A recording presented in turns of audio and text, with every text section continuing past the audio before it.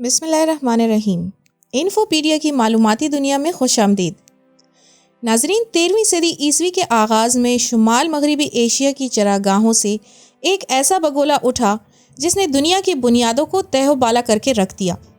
چنگیز خان کی سفاک دانش کی رت پر سوار منگول موت اور تباہی کا ہرکارہ ثابت ہوئے، اور دیکھتے ہی دیکھتے شہر کے بعد شہر، علاقے کے بعد علاقہ اور ملک کے بعد ملک ان کے آگے سرنگوں ہوتے چلے گئے۔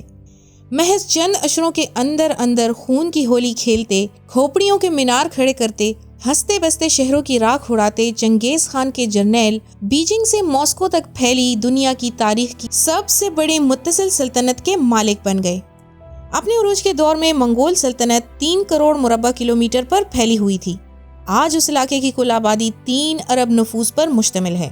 لیکن چنگیز خان کی کامیابیاں صرف میدان جنگ تک محدود نہیں تھیں، ایک اور میدان میں بھی اس کی فتوحات اتنی ہی حیرت انگیز ہیں۔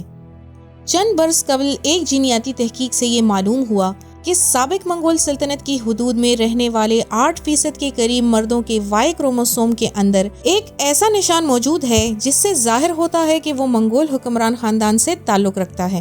اس تحقیق سے یہ نتیجہ نکلتا ہے کہ دنیا میں تقریباً 1 کروڑ 60 لاکھ مرد یا دنیا کے مردوں کی کل تعداد کا 0.5% ایسے ہیں جن کے خون کا رشتہ اوپر جا کر چنگیز خان سے جا ملتا ہے۔ پاکستان میں یہ مخصوص نشان ہزارہ قبیلے کے افراد کے ڈی این اے میں پایا جاتا ہے، جو ویسے بھی خود کو منگول کہتے ہیں۔ اس کے علاوہ مغل، چغتائی اور مرزا ناموں والے بعض لوگ بھی اپنے آپ کو منگول نسل کا بتاتے ہیں۔ اپنے عروج کے زمانے میں منگول سلطنت ایشیا اور یورپ کے بڑے علاقوں پر مشتمل تھی، لیکن سوال یہ ہے کہ کسی ایک شخص کی اتنی اولاد کیسے ہو سکتی ہے؟ جینیاتی تحقیق اپنی جگہ، اس بات کے تاریخی شواہد بھی پائے جاتے ہیں۔ چنگیز خان نے خود درجنوں شادیاں کی اور ان کے بیٹوں کی تعداد 200 بتائی جاتی ہے۔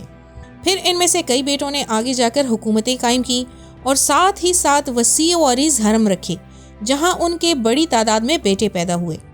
مشہور تاریخ دان ملک عطا جوینی اپنی کتاب تاریخ جہاں کشائی میں چنگیز خان کی موت کے صرف 33 سال بعد لکھتے ہیں، اس وقت اس کے خاندان کے 20,000 افراد عیش و عشرت کی زندگی گزار رہے ہیں۔ میں اس کے بارے میں مزید کچھ نہیں کہوں گا، کیونکہ ایسا نہ ہو کہ اس کتاب کے قارئین اس کے مصنف پر مبالغے کا الزام لگا لیں اور یہ کہنا شروع کر دیں کہ اتنے مختصر وقت میں ایک شخص کی اتنی زیادہ اولاد کیسے پیدا ہو سکتی ہے۔ اس موقع پر ہمارا سامنا تاریخ کی ایک حیران کن اور انوکھی ستم ظریفی سے ہوتا ہے۔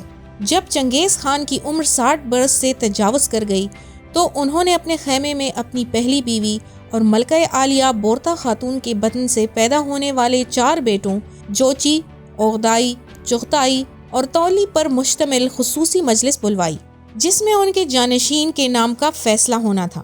چنگیز خان نے خصوصی مجلس کا آغاز کچھ یوں کیا: اگر میرے سب بیٹے خاقان بننا چاہیں اور ایک دوسرے کے ماتحت کام کرنے سے انکار کر دیں تو پھر کیا یہ وہی بات نہیں ہوگی جو پرانی کہانیوں کے 2 سانپوں کے بارے میں کہی جاتی ہے، جس میں سے ایک کے کئی سر جبکہ دوسرے کا ایک سر اور کئی دمیں تھیں؟ چنگیز خان نے کہانی سنائی کہ جب متعدد سروں والے سانپ کو بھوک لگتی تھی اور وہ شکار کرنے کے لیے نکلتا تھا تو اس کے متعدد سر آپس میں متفق نہیں ہو پاتے تھے کہ کس طرف جانا ہے۔ آخر کار کئی سروں والا سانپ بھوک سے مر گیا، جبکہ کئی دموں والا آرام سے زندگی گزارتا رہا۔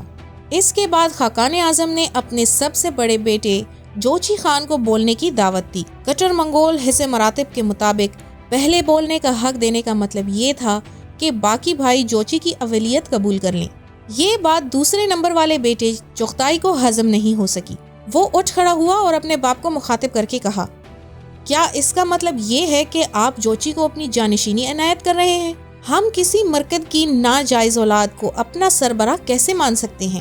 چغتائی کا اشارہ 40 برس پرانے اس واقعے کی طرف تھا جب بورتا خاتون کو چنگیز کے مخالف قبیلے مرکد نے اغوا کر لیا تھا۔ بورتا 1161 میں اولخون قبیلے میں پیدا ہوئی تھی، جو چنگیز خان کے بورجیگن قبیلے کا حلیف تھا۔ ان دونوں کی بچپن ہی میں منگنی ہو گئی تھی، جبکہ شادی اس وقت ہوئی جب بورتا کی عمر 17 اور چنگیز کی عمر 16 برس تھی۔ بورتا کو سمور کی پوستین بطور جہیز دی گئی۔ شادی کے چند ہی دن بعد مرکد قبیلے نے جوڑے کے کیمپ پر دھاوا بول دیا۔ چنگیز خان اپنے 6 کم عمر بھائیوں اور ماں سمیت فرار ہونے میں کامیاب ہو گیا، تاہم اس کی دلہن پیچھے ہی رہ گئی۔ مرکد اصل میں بورتا ہی کے لیے آئے تھے۔ کہانی کچھ یوں ہے کہ چنگیز خان کی ماں ہوئلن مرکد قبیلے سے تعلق رکھتی تھی اور اسے چنگیز خان کے باپ نے اغوا کر کے اپنی بیوی بنا لیا تھا۔ مرکد برسوں بعد بھی اس بات کو بھلا نہیں پائے تھے اور اب وہ بورتا کو اٹھا کر ہوئلن کا بدلہ لینا چاہتے تھے۔ بورتا ایک بیل گاڑی میں چھپ گئی لیکن مرکدوں نے اسے ڈھونڈ نکالا اور گھوڑے پر ڈال کر ساتھ لے گئے۔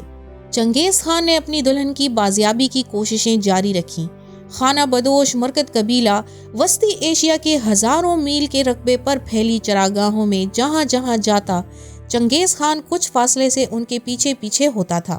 اس دوران اس نے ادھر ادھر سے ساتھی بھی اکٹھا کرنا شروع کر دیے۔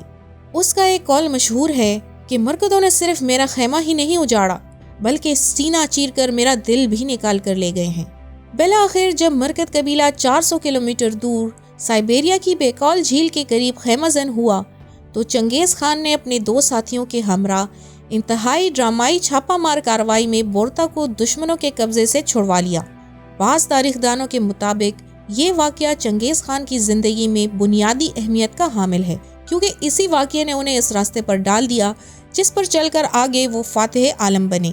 تاہم بورتا کو بازیاب کراتے کراتے 8 مہینے گزر چکے تھے۔ بورتا نے واپسی کے کچھ ہی عرصے بعد جوچی کو جنم دیا۔ اس وقت بھی چمے گوئیاں ہوئی لیکن چنگیز نے ہمیشہ جوچی کو اپنا بیٹا ہی تسلیم کیا اور یہی وجہ ہے کہ اب وہ اپنی زندگی کے آخری دور میں اسی کو اپنا جانشین بنانا چاہتے تھے، لیکن انہیں اندازہ نہیں تھا کہ 40 برس بعد یہی واقعہ ان کے گلے کی ہڈی بن جائے گا اور ان کے اپنے بیٹے ان کے روبرو ان کے بیٹے کی ولدیت کو مشکوک قرار دیں گے۔ چغتائی نے جب جوچی پر الزام دھرا تو جوچی چپ نہ بیٹھ سکا۔ اس نے اٹھ کر چغتائی کو تھپڑ دے مارا اور دونوں بھائی گتھم گتھا ہو گئے۔ درباریوں نے بڑی مشکل سے دونوں کو چھڑوایا۔ چنگیز خان کو اندازہ ہو گیا کہ ان کے مرنے کے بعد تینوں چھوٹے بیٹے کبھی بھی جوچی کو بطور خاقان اعظم قبول نہیں کر سکیں گے اور آپس میں لڑ کر اس کی سلطنت کو پارا پارا کر دیں گے۔ اب چغتائی نے ایک تجویز پیش کی جس کی چھوٹے بھائیوں نے فوری تائید کر دی۔ اس نے بیچ کا راستہ پیش کیا کہ نہ میں نہ جوچی بلکہ تیسرے نمبر والے اوغدائی کو خاقان بنا دیا جائے۔ چنگیز خان کو چوٹ تو گہری لگی تھی لیکن کوئی اور چارہ نہیں تھا۔ انہوں نے کہا، دھرتی ماں وسیع ہے اور اس کے دریا اور جھیلیں بے شمار ہیں۔ ایک دوسرے سے دور دور خیمے نصب کرو اور اپنی اپنی سلطنتوں پر حکومت کرو۔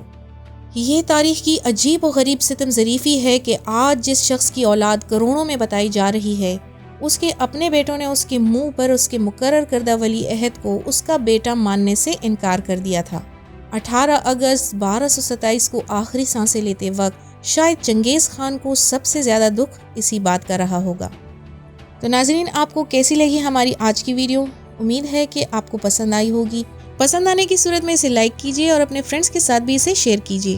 ملتے ہیں آپ کے ساتھ ایک اور انفارمیٹیو ویڈیو میں، تب تک کے لیے اپنا خیال رکھیے گا۔ اللہ حافظ۔